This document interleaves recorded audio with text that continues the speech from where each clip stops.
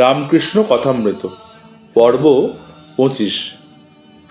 শ্রীযুক্ত বিজয় গোস্বামী সবে গয়া থেকে ফিরেছেন। সেখানে অনেক দিন নির্জনে বসবাস এবং সাধুসঙ্গ হয়েছিল। এবার তিনি গৈরিক বস্ত্র পরিধান করেছেন। অবস্থা ভারী সুন্দর, যেন সর্বদা অন্তর্মুখ।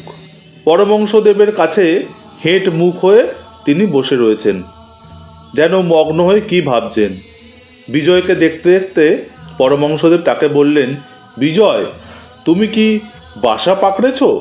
এই বলে তিনি একটি গল্প আরম্ভ করলেন। দেখো, দুজন সাধু ভ্রমণ করতে করতে একটা শহরে এসে পড়েছিল। একজন হাঁ করে শহরের বাজার, দোকান, বাড়ি এইসব দেখছিল। এমন সময় অপর সাধুটির সঙ্গে তার দেখা হলো। তখন সেই সাধুটি বলল, তুমি হাঁ করে শহর দেখছো, তোমার তল্পি তল্পা কোথায়? প্রথম সাধুটি বলল, আগে আমি বাসা পাকড়ে তল্পি তল্পা রেখে ঘরে চাবি দিয়ে নিশ্চিন্ত হয়ে বেরিয়েছি। এখন শহরে রং দেখে বেড়াচ্ছি, তাই তোমায় জিজ্ঞাসা করছি, তুমি কি বাসা পাকড়েছ? এইটুকু বলে ঠাকুর মাস্টার এবং সকলের প্রতি চেয়ে বললেন, দেখো, বিজয়ের এতদিন ফোয়ারা চাপা ছিল, এইবার খুলে গেছে। ঠাকুর বললেন, দেখো, শিবনাথের ভারী ঝঞ্ঝাট, খবরের কাগজে লিখতে হয় আর অনেক কাজ করতে হয়।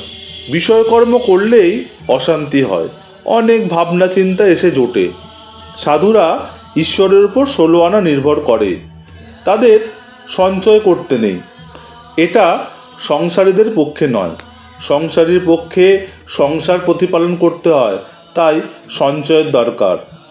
পাখি আর সাধুরা সঞ্চয় করে না, কিন্তু পাখির ছানা হলে সঞ্চয় করে, ছানার জন্য মুখে করে খাবার আনে।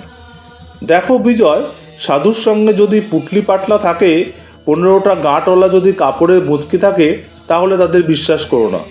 আমি বটতলায় ওই রকম সাধু দেখেছিলাম। 2-3 জন বসে আছে, কেউ ডাল বাচ্ছে, কেউ কেউ কাপড় সেলাই করছে, আর বড় মানুষের বাড়ির ভান্ডারার গল্প করছে। বলছে, আরে ও बाबू ने लाखों रुपया खर्च किया, साधु लोगों को बहुत खिलाया, पूरी, जिलेबी, पेड़ा, बर्फी, मालपुआ, बहुत चीज তৈরি किया था। এই কথা শুনে সকলেই হেসে উঠল। বিজয় বললেন, আজ্ঞে হ্যাঁ, গয়ায় ওই রকম সাধু দেখেছি বটে, গয়ায় লোটাওয়ালা সাধু। শ্রীরামকৃষ্ণ বিজয়ের প্রতি তাকিয়ে বললেন, ঈশ্বরের প্রতি প্রেম আসলে কর্মত্যাগ আপনি আপনি হয়ে যায়।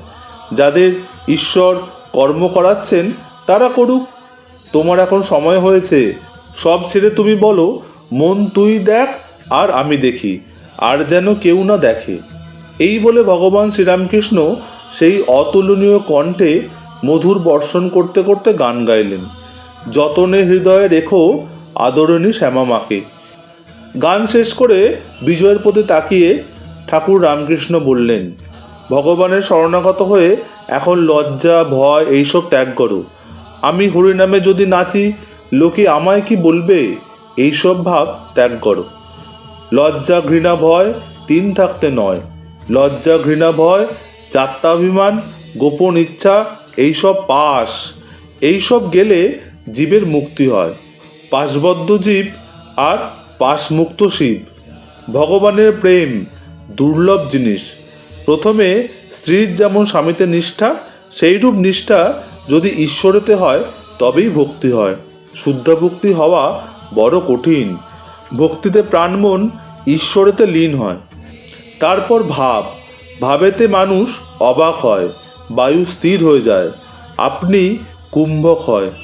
যেমন বন্দুকে গুলি ছোঁড়বার সময় যে ব্যক্তি গুলি ছোঁড়ে সে বাকশূন্য হয়ে যায় ও তার বায়ু স্থির হয়ে যায়। প্রেম হওয়া অনেক দূরের কথা। শ্রী চৈতন্যদেবের প্রেম হয়েছিল। ঈশ্বরে প্রেম হলে বাইরের জিনিস ভুল হয়ে যায়, জগৎ ভুল হয়ে যায়, নিজের দেহ যে এত প্রিয় জিনিস তাও ভুল হয়ে যায়।